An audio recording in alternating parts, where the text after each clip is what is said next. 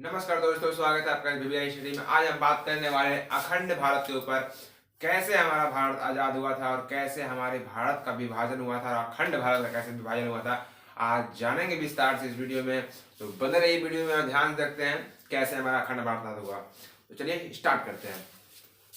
तो सबसे पहले जानते हैं कि अखंड भारत, हमारा जो भारत था वो एक, सबसे पहले देखिए ध्यान से, हमारा ये जो भारत है पहले इस रूप में था। ओके, ये आप देख सकते हैं, ये हमारा अखंड भारत था। इस रूप में हमारा भारत था शुरुआती में। लेकिन जिस प्रकार से पाकिस्तान, अफगानिस्तान और म्यांमार और बांग्लादेश जिस प्रकार से हमारे भारत से अलग हो गए, वही अखंड भारत का टुकड़ा है। तो जानते हैं अखंड भारत का हम टुकड़ा। ठीक है, तो बने रहिए वीडियो में, बहुत ही मजा आने वाला है इस वीडियो में दोस्तों। चलिए स्टार्ट करते हैं।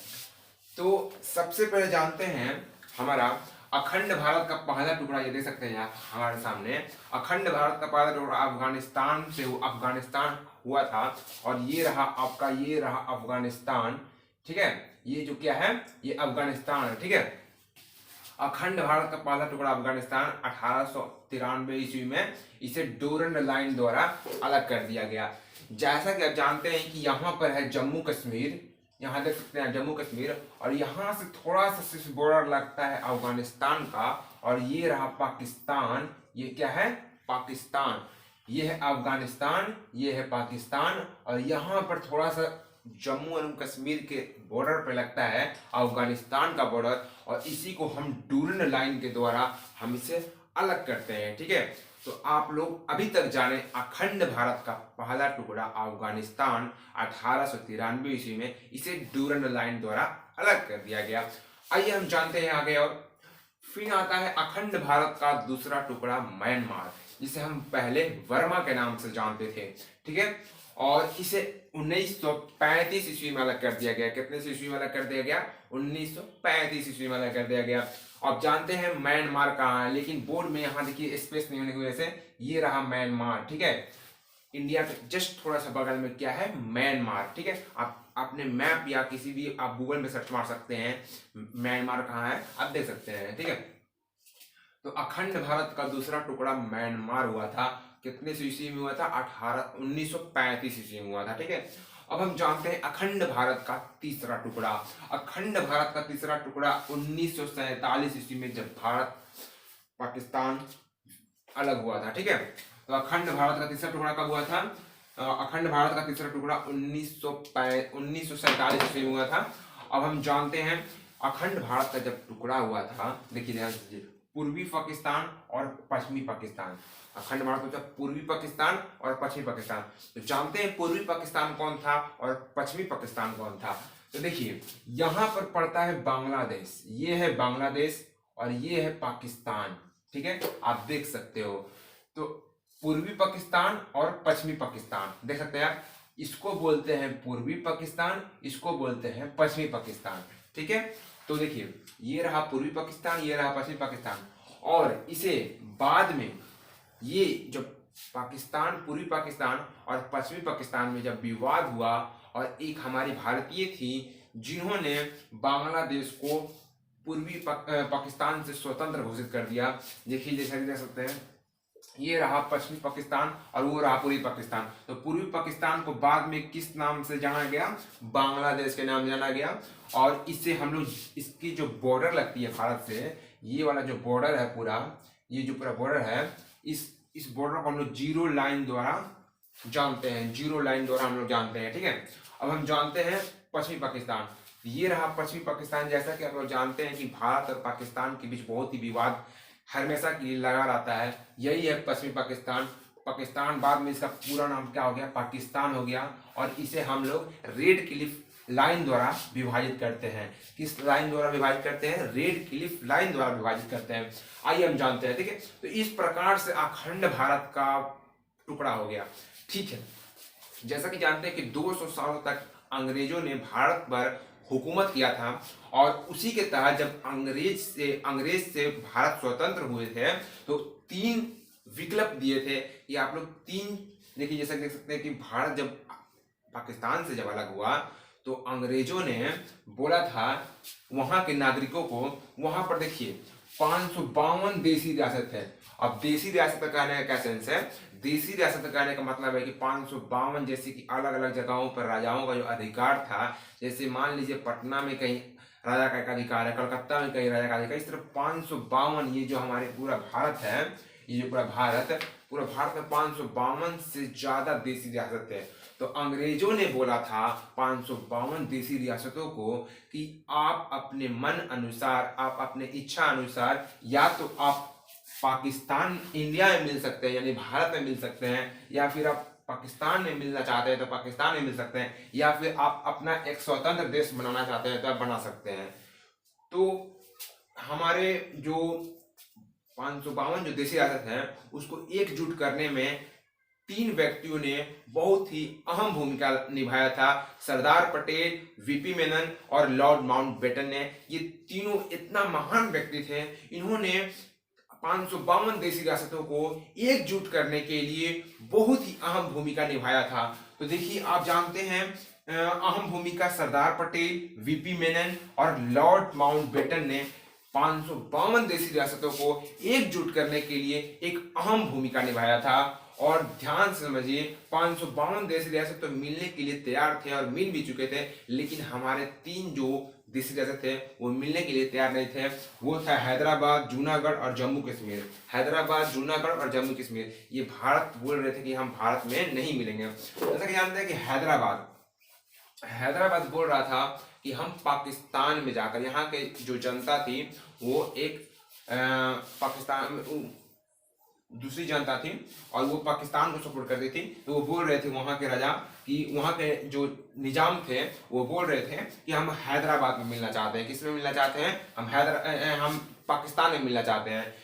परंतु आप देख सकते हैं यहाँ पर है हैदराबाद, ठीक है, यहाँ पर है हैदराबाद, परंतु यहाँ पर है पाकिस्तान। अब बताइए, ये जब यहाँ से पाकिस्तान में जाकर मिलेगा तो हमारे देश का अखंड भारत, हमारा जो 552 जो भारत देश है वो कैसे सिमट कर आ जाएगा, आप देख सकते हैं। जैसा कि तो इसलिए ये जो 3 महान व्यक्ति थे, लॉर्ड माउंटबेटन और वीपी मेनन और सरदार पटेल, ये सोचे कि ये अच्छा नहीं है, इसलिए इन्होंने क्या किया, आर्मी को, जैसा कि जान सकते हैं, आर्मी जो भारत की आर्मी थी उसे पुलिस की वर्दी में तैयार किया और उसे ऑपरेशन पोलो द्वारा भारत में मिला लिया गया।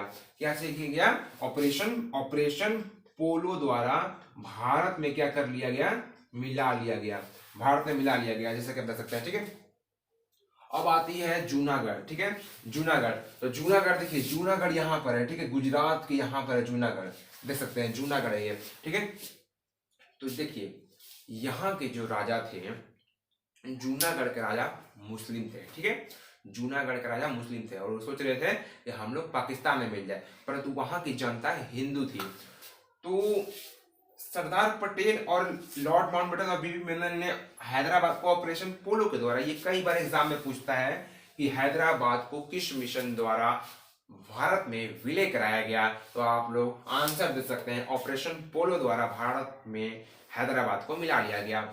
और जूनागढ़ आते हैं, जूनागढ़ पे, तो जूनागढ़ के राजा मुस्लिम थे परंतु वहां की जनता हिंदू थी, तो इसलिए वहां के जो लोग थे, अब क्या हुआ, ध्यान से इस कहानी को समझिएगा। तो सरदार पटेल और वीपी मेनन और लॉर्ड माउंटबेटन ने सोचा है कि ये भी ठीक रास्ता नहीं है, क्योंकि यहाँ पर पाकिस्तान और यहाँ से इतना पाकिस्तान बन जाएगा तो ये अच्छा ही बात नहीं है हमारे देश के लिए। तो इसलिए इन्होंने क्या किया, ध्यान समझिएगा, यहाँ की जनता, तो जब इंडिया, भारत जब जूनागढ़ पर दबाव डालने लगा, तो जो जूनागढ़ के राजा थे मुस्लिम, उन्होंने याद दिलाया कि याद कीजिए कि अंग्रेजों ने क्या बोलकर भेजा था, बोलकर गए थे कि या तो आप भारत में मिलना चाहते हैं तो भारत में मिल सकते हैं, या फिर आप पाकिस्तान में मिलना चाहते हैं तो आप पाकिस्तान में मिल सकते हैं, या फिर आप स्वतंत्र देश बनाना चाहते हैं तो स्वतंत्र देश बना सकते हैं। तो जूनागढ़ के जो राजा थे वो बोल रहे थे कि मेरा मन, हम पाकिस्तान में मिलना चाहते हैं तो मुझे मिलने दिया जाए। तो इस पर भी नहीं माने हमारे सरदार पटेल और वीपी मेनन और लॉर्ड माउंटबेटन। तो वो क्या बोले, वो जो जूनागढ़ के राजा थे उन्होंने पाकिस्तान के पास अंग्रेज के पास इंफॉर्मेशन दिया, फिर अंग्रेज ने सरदार पटेल के पास कॉल किया और बोला ये क्या हो रहा है। मैंने बोला है कि जो व्यक्ति पाकिस्तान जो देश रियासत पाकिस्तान में मिलना चाहता है पाकिस्तान में मिल सकता है आराम से, और इंडिया में मिल सकता है इंडिया में मिल सकता है, या फिर स्वतंत्र देश बना सकता है। तो इतना दिमाग था सरदार पटेल साहब के पास कि उन्होंने क्या किया कि बोला कि ठीक है भाई साहब, मैं क्या करता हूं, यहां पर मैं चुनाव करा देता हूं, ठीक है। जो वहां की जहां की जनता जो चाहेगी, जूनागढ़ की जनता अगर पाकिस्तान में वोट डालती है तो वो पाकिस्तान में मिल जाएगी, या फिर वो भारत में वोट डालती है तो वो भारत में मिल जाएगी। परंतु वहां के जो राजा थे जिस मुस्लिम थे और वहां की जनता हिंदू थी, इसलिए पूरा का पूरा वोट भारत में पड़ गया। इसलिए भारत में जूनागढ़ को विलय करा लिया गया। तो ये भी एग्जाम में पूछता है कि किस मिशन द्वारा जूनागढ़ को भारत में मिलाया गया। तो इसे हम जानते हैं, देखिए क्या बोलते हैं, अरे मिलाते हैं और ऑपरेशन पोलो के द्वारा, ठीक है। हैदराबाद को ऑपरेशन पोलो के द्वारा और इसे जनमत संग्रह के द्वारा, ठीक है। ध्यान से समझिए।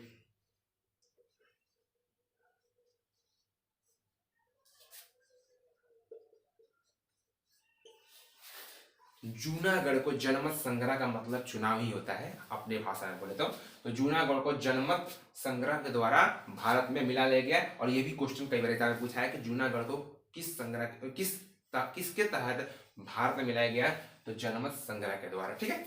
अब हम आते हैं जम्मू एवं कश्मीर पे, ठीक है। जम्मू एवं कश्मीर,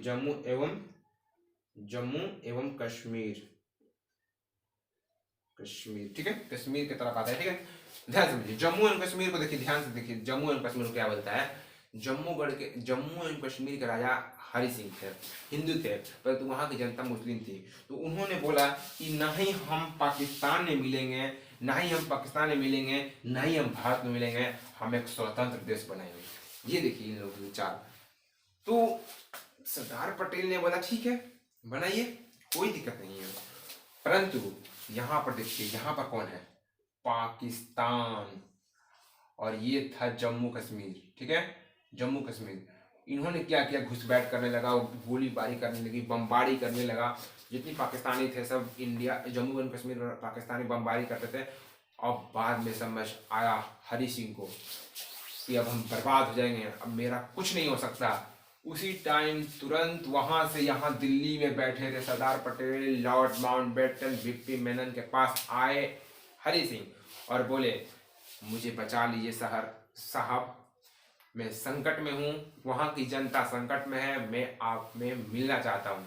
तो उन्होंने बोला ठीक है मैं आपकी मदद करूंगा, बेशक मैं आपकी मदद करूंगा, पर आपको मेरी बातों को ध्यान से समझिए, आपको भारत में मिलना पड़ेगा, ठीक है। आप जब पॉलिटी पढ़ते होंगे तो पॉलिटी में लिखा गया है भाग 1 के अंदर संघ एवं राज्य क्षेत्र के अंदर अनुच्छेद नंबर आपका 2 बोलता है, अनुच्छेद 2 कि भारत में मिल सकता है कोई भी देश या टुकड़ा जो भारत में मिला सांसद की अनुमति से, ठीक है।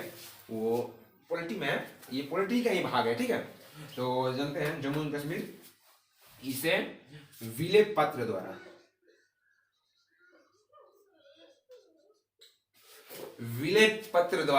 भारत में क्या कर लिया गया, विलय पत्र द्वारा इसे भारत में मिला लिया गया। विलय पत्र का मतलब होता है साइन कराया गया, मोहर कराया गया कि आप गठित होते हैं कि आप भारत में मिल चुके हैं। उन्होंने साइन किया और तभी राफेल जहाज गई, राफेल नहीं बोले उस टाइम, जो भी थी हेलीकॉप्टर गई और सभी पाकिस्तानियों को भगा दी, और उस टाइम हमारा जम्मू एंड कश्मीर भारत में मिल गया। तो ये था पूरा अखंड भारत का इतिहास, थोड़ी सी वीडियो में, ज़्यादा लंबा नहीं वीडियो करने की वजह से मैंने थोड़ा शॉर्ट में बताया। मुझे पूर्ण विश्वास है कि आप लोगों को समझ में आया होगा। अगर समझ में आया है तो चैनल को सब्सक्राइब करिए, शेयर कीजिए, लाइक कीजिए और कमेंट करिए नीचे, ठीक है। तो मिलते हैं नेक्स्ट वीडियो में, इसी तरह का वीडियो लाता हूँ अगले वीडियो में, ठीक है। मिलते हैं नेक्स्ट वीडियो में, जय हिंद।